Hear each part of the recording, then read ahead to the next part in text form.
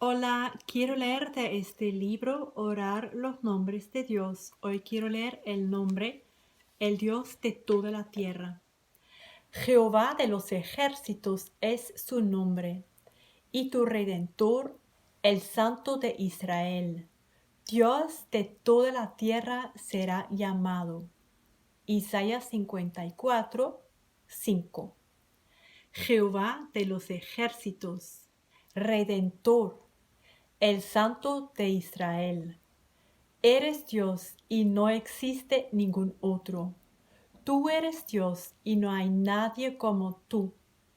¿Existe algún lugar en el cielo, u en la tierra, u debajo de la tierra, que no te pertenece? Gobiernas y reinas desde las alturas más elevadas hasta las profundidades más hondas. Tu reino se extiende desde el microbio más pequeño hasta la galaxia más lejana y más allá.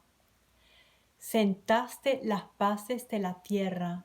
Los cielos son obra de tus manos. Tú eres el Señor de todo. ¿Acaso hay otro como tú? Yo no conozco ni uno solo. Dios mío, tú, el Dios de toda la tierra, levanto mi voz en alabanza, honra y gloria a ti. Tú eres el único y te adoro. Amén.